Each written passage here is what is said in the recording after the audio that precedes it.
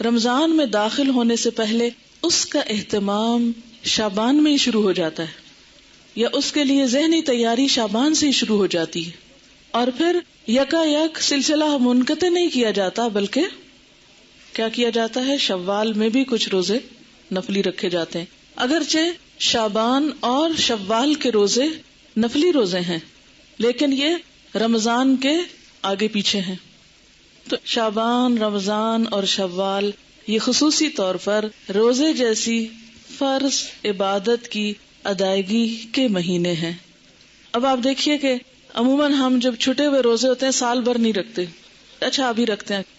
حضرت عائشہ رضی اللہ تعالیٰ عنہا کے ساتھ بھی ایسا ہی ہوتا تھا، وہ عموماً اپنے قضا روزے جو تھی وہ شعبان میں رکھتی تھی کہ اب اگلے سے پہلے پچھلا قرضہ چکا لوں۔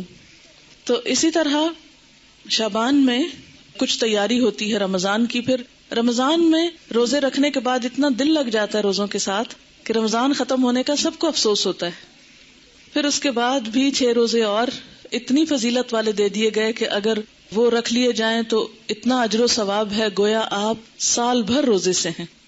تو انشاءاللہ تعالی رمضان کی فضیلت اور برکت تو آپ رمضان سے پہلے سنیں گے ہی اور مزید اپنے آپ کو تیار کریں گے، لیکن اس عبادت کے لیے یعنی روزے جیسی عبادت کے لیے شعبان کے مہینے میں بھی اس طرف متوجہ ہونے کی ضرورت ہے، اور تبھی آپ متوجہ ہوں گے جب آپ اس کی فضیلت اور اہمیت کو سمجھیں گے۔ اس مہینے میں نبی صلی اللہ علیہ وسلم سے جو عمل ثابت ہے وہ کیا ہے؟ روزوں کی کثرت۔ حدیث میں آتا ہے، ترمذی کی حدیث ہے، حضرت ام سلمہ رضی اللہ تعالی عنہا فرماتی ہیں، ما رأیت النبی صلی اللہ علیہ وسلم یصوم شہرین متتابعین الا شعبان و رمضان۔ میں نے رسول اللہ صلی اللہ علیہ وسلم کو 2 مہینے پے در پے یعنی مسلسل روزے رکھتے ہوئے نہیں دیکھا سوائے شعبان اور رمضان کے، یعنی اس میں آپ کیا کرتے تھے؟ کنٹینیوسلی روزہ رکھتے تھے۔ حضرت اسامہ بن زید بیان کرتے ہیں، میں نے عرض کیا، اے اللہ کے رسول صلی اللہ علیہ وسلم، میں آپ کو کسی مہینے میں سوائے رمضان کے اتنے روزے رکھتے ہوئے نہیں دیکھتا جس قدر روزے آپ شعبان میں رکھتے ہیں۔ آپ نے فرمایا کہ لوگ اس رجب اور رمضان کے درمیان والے مہینے کی فضیلت سے غافل ہیں۔ لوگ رجب اور رمضان کے بیچ والے مہینے کی فضیلت سے غافل ہیں، وہ اس مہینے کی پرواہ نہیں کرتے، قدر نہیں کرتے، حالانکہ اس مہینے میں لوگوں کے اعمال اللہ کے سامنے پیش کیے جاتے ہیں، اور میری چاہت یہ ہے کہ میرے اعمال اللہ تعالیٰ کے سامنے روزہ داری کی حالت میں پیش ہوں، یعنی جب اللہ تعالیٰ کے سامنے پیش ہوں تو میں روزے کی حالت میں ہوں۔ اس حدیث کو سن کر آپ کو کیا احساس ہوا ہے، کیا خیال آیا ہے؟ جی آپ پیچھے سے۔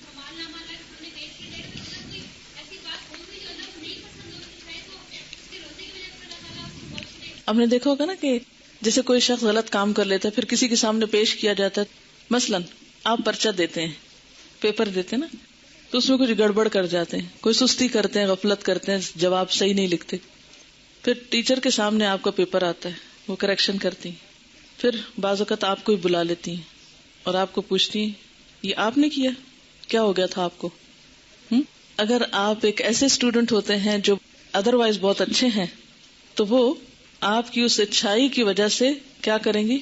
اس غلطی کو اگنور کر دیں گی۔ اسی طرح اگر آپ روزے سے ہیں اور آپ کا اعمال نامہ اس وقت یعنی سال بھر کا پیش ہو رہا ہے کہ اس سال میں ان صاحبہ نے یہ اور یہ نیکیاں کمائی ہیں، یہ اور یہ کارنامے کیے ہیں، یا یہ اور یہ بلنڈر کیے ہیں، وہ سب کچھ سامنے جائے گا۔ آپ دیکھیں کہ بعض اوقات غلط کاموں کو دیکھ کر، نافرمانیوں کو دیکھ کر آپ سوچ سکتے ہیں اللہ تعالیٰ کا غصہ کتنا بھڑکتا ہوگا۔ اگر کوئی آپ کی بات نہ مانے تو آپ کو کیسا لگتا ہے؟ کوئی آپ کی بات نہ مانے کیسا فیل کرتے ہیں آپ؟ کہتے ہیں کوئی بات نہیں، نہیں تو نہ سے نہیں مانتے، نہ مانے۔ جی آپ بولیے۔ یہ بتا رہی ہیں کہ اپنی میڈ کو یہ کچھ کام بتا کے آتی ہیں، جب واپس جاتی ہیں اور وہ نہیں کر کے رکھتی تو ان کو غصہ آتا ہے کہ میں نے بتایا بھی تھا پھر بھی تم نے نہیں کیا۔ بہت تکلیف ہوتی ہے نا، ایک بعض اوقات انسلٹ بھی فیل ہوتی ہے کہ اس کو کہا بھی ہے اور اس نے اس کی پرواہی نہیں کی، اتنی غفلت اور اتنی لاپرواہی۔ جی ہاں، دکھ اور افسوس بھی ہوتا ہے۔ تو آپ دیکھیے کہ جب آپ کا رجسٹر آپ کے سال بھر کے کام پچھلے شعبان سے اب تک جو آپ نے کیا وہ جو پیش ہوتا ہوگا. ویسے تو اللہ تعالیٰ روز بھی دیکھتے ہیں نا آپ کو، ہر لمحہ جانتے ہیں. اس کو پھر میں ایک چھوٹی سی مثال کے ذریعے بات سمجھاؤں گی. جیسے آپ کی ٹیچر کلاس میں روز سبق سنتی ہیں آپ کا، ان کو اندازہ ہوتا ہے کہ آپ کتنا جانتے ہیں، لیکن پیپر دیتے ہوئے آپ کو کوئی وحشت آتی ہے کہ نہیں ہوتی ہے؟ کوئی ٹینشن آپ پر ہوتی ہے؟